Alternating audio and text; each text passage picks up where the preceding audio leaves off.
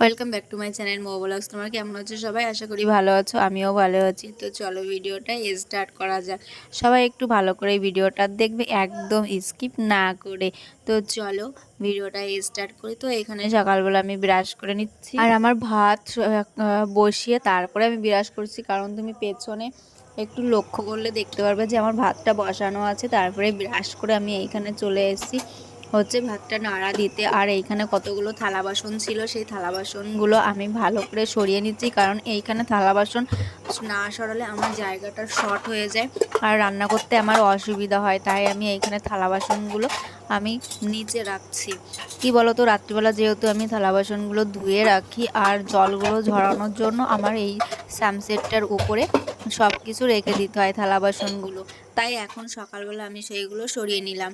আর এইখানে ঘরের সামনে আমি জল দিয়ে নিচ্ছি। এখন আর ঘরের সামনেটা মুছবো না, কারণ বৃষ্টি পড়তেই আছে। যেহেতু ঘরের সামনে একটু মুছতে হয়, তাই আমি এইখানে একটু ঘরের সামনে জল দিয়ে নিচ্ছি, কারণ ঘরটা ঝাড় দেওয়ার সময় অনেকটা নোংরা বেরিয়েছে। সেই নোংরাগুলো ধোয়ার জন্য আমি একটু জল দিয়ে নিচ্ছি। বৃষ্টিটা যখন থামবে তখন আমি আবার মুছে নেব। আর কি মুছবো, এত পরিমাণে কাদা ছিটাচ্ছে যে মুছলেও হয় না। তারপরে এখানে চলে এসেছি আমি ভেন্ডিগুলো তুলতে, কারণ ভেন্ডি দুদিন ধরে আমার তোলা হয় না। আর ভেন্ডিগুলো তুলতে গিয়ে বৃষ্টিতে আমি ভিজেই যাচ্ছি মনে হচ্ছে, এরকম একটা ব্যাপার। কেন, ঝিরঝিরে বৃষ্টি তো পড়তেই আছে, সারাদিন ঝিরঝিরে বৃষ্টি পড়তেই আছে, রাত থেকেই বৃষ্টি হচ্ছে। তো এইখানে দেখো ভেন্ডিগুলো তুলছি, আর ভেন্ডিগুলো যে কটা হয় সে কটাই আজকের মতন হয়ে যাবে। তো ভেন্ডিগুলো আজকে ভেজে নেব তোমাদের দাদা ভাইয়ের জন্য। আর ভেন্ডি ভাজা খেতে তো আমাদের খুবই ভালো লাগে, ভীষণ ভালো লাগে খেতে। আর ভেন্ডি সবচেয়ে ভালো আমার ছেলে খায়। তো ছেলে ভেন্ডি ভাজা হলে ওর আর কিছু লাগে না। তো আমার ক্যামেরাটা হয়তো একটু ঘোলা ঘোলা দেখাচ্ছে, কারণ আমি যেখানে মোবাইলটা রেখেছি সেইখানে হয়তো একটু অপরিষ্কার লাগছে, একটু ম্যানেজ করে নিও। এই দেখো আমি কতগুলো ভেন্ডি তুলে নিয়ে এসেছি, তোমরা তো দেখেছো আমি গাছ থেকে ভেন্ডি তুলতে গেছিলাম। তো এই যে এই কটা ভেন্ডি পেয়েছি আজকে, আর না অনেকগুলো বুড়ো হয়ে গেছে, মানে পেকে পেকে গেছে, তাই আর ওইগুলো তুলে আনিনি। তো চলো এগুলো ঝটফট করে কেটে নিই। তো এখানে ভেন্ডিগুলো কেটে নিচ্ছি আমি। আর সকালবেলা যেহেতু আমার একটু তাড়াহুড়ো থাকে, তবু আমাকে ভিডিও কন্টিনিউ করতে হয়। কারণ কি বলতো, আমি জানি যে আমাকে এই কাজটা করতে হবে। আর আমি মনে স্থির করে ফেলেছি যে এই কাজটা করে দেখি যদি কোনোদিন কিছু করা যায়। যেহেতু আমার ইউটিউব চ্যানেলটা 2 বছর হয়ে গেছে আমি চালু করেছি, মাঝে আমি ইউটিউব চ্যানেলটা পুরো বন্ধ করে দিয়েছিলাম, কোনো ভিডিও টিডিও কিছুই ছাড়ছিলাম না। কিন্তু কি জানি কি মনে হয়েছে, এখন থেকে আমি প্রতিদিন ভিডিও দিচ্ছি। জানি না কেমন একটা মনের মধ্যে হলো যে হ্যাঁ, জীবনে কিছু একটা করতে হবে। জানি না কিছু করতে পারবো কি না কোনো দিন, তবু একটা চেষ্টা করছি। চেষ্টা করতে তো কোনো আপত্তি নেই, তাই না? আর আমি এত কষ্ট করে ভিডিও বানাচ্ছি, তোমরা ধারণা করতে পারবো না। যারা ভিডিও বানায় তারা সবাই কষ্ট করে, কিন্তু আমারটা একটু অন্য ব্যাপার। কারণ আমি ছেলেকে সামলাচ্ছি, সংসারের প্রতিটা কাজ করছি, প্রতিটা কাজ।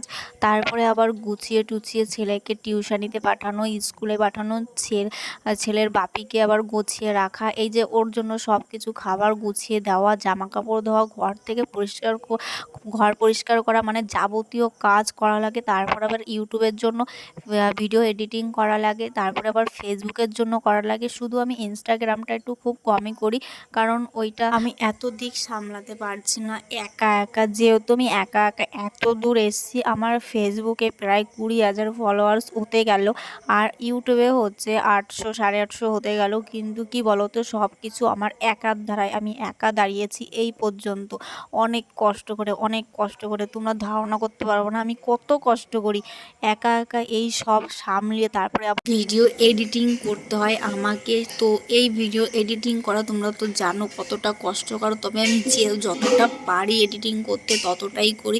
হ্যাঁ, হয়তো চেষ্টা করলে আমি এর থেকে বেটার কিছু করতে পারতাম, কিন্তু আমার সময়ের অভাব, আমি সেটা করতে পারছি না। যতটুকুন পারিস ততটুকুন দিয়ে আমি চেষ্টা করছি সব কিছু করার। তো তোমরা একটু আমার পাশে থাকো আর আমাকে একটু সাপোর্ট করো। যদি তোমরা সাপোর্ট না করো, আমি জীবনে কিচ্ছু করতে পারবো না, বিশ্বাস করো, জীবনে কিচ্ছু করতে পারবো না।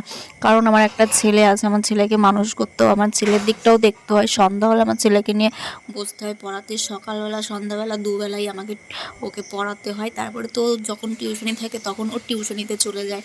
তো এই দিকটাও তো সামলাতে হয় আমাকে। তো তারপরে দেখো আমি অনেক কথাই বলে ফেললাম তোমাদেরকে। তারপরে এইখানে আমি জল ভরতে এসেছি, আর ঝিরিঝিরি বৃষ্টি পড়ছে, বৃষ্টির মধ্যে আমি জল ভরতে এসেছি। ভাবলাম যে স্নান করার আগে জলটা ভরে নিই, তাই আমি এইখানে জলটা আগে ভরে নিচ্ছি।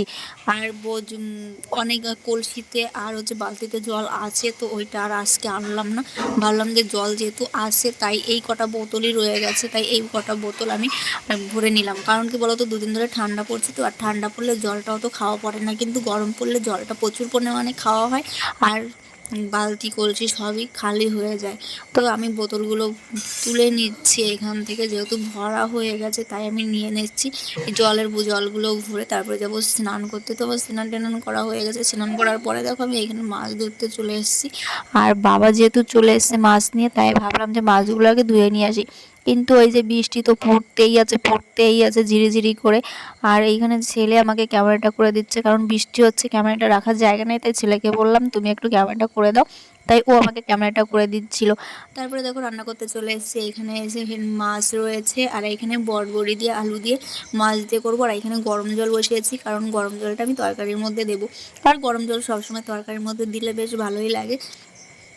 আর এইখানে দেখো ছেলে পড়ছে, কারণ ওকে বললাম যে স্নান টান করে টরে তুমি বই নিয়ে বসো, আর এইখানে তার জন্য ও বই নিয়ে বসে পড়েছে পড়ার জন্য। তো মনে মনে মুখে হাত দিয়ে যে কী ভাবছিল কে জানে। মানে কি বলো, বই পড়তে বসলে ওর যে কী ভাবনা চিন্তা আসে। সবচেয়ে বেশি ভালো কথা কি বলো তো, ওর বই পড়লে ওর ভীষণ খিদে পায়। মানে বই পড়তে বসলে আমার ছেলের ভীষণ খিদে পায়। মা আমার খিদে পেটটা মোড়াচ্ছে, আমাকে কিছু খেতে দাও। আমার ছেলের এই জিনিসটা বেশ ভালো। তারপরে সন্ধ্যার সময় দেখো আমি চা বানাতে চলে এসেছি। এই পাশে যে লিকার চা হয়ে গেছে, তারপরে আবার বসিয়েছি দুধ চা। তোমরা জানো আমাদের বাড়িতে 2 রকমের চা হয়।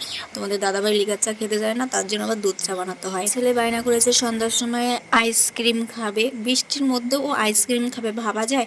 তো আমি ওকে মানা করেছিলাম, বাবা যে বৃষ্টি হচ্ছে ঠান্ডার মধ্যে, তো তুমি আইসক্রিমটা খেও না। কিন্তু কে কার কথা শুনে, ও ওর আইসক্রিম খেয়েই ফেলবে।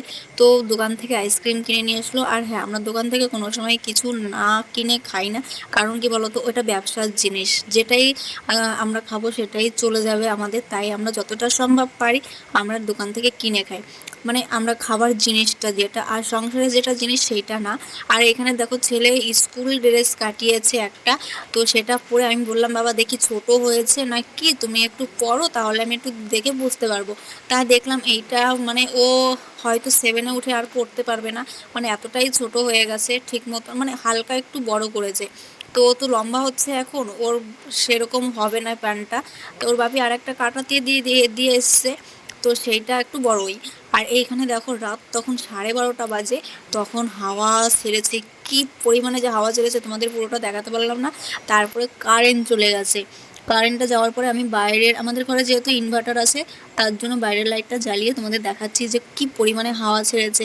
তখন বাজে রাত 12টা। তো তারপরে আমি চলে আসলাম ঘরে, আর ঘরে এসে দেখো আমি এই জামাটা পাল্টিয়ে নেবো, কারণ এই জামা পরে আমি ঘুমোতে পারবো না। তো জামাটা পাল্টিয়ে নিয়েছি। তো চলো গাইজ, ভিডিওটা আর বড় করছি না। ভিডিওটা যদি ভালো লাগে like comment share and subscribe করে দাও। যারা ফেসবুক থেকে দেখছো তারা ফলো করে নিও।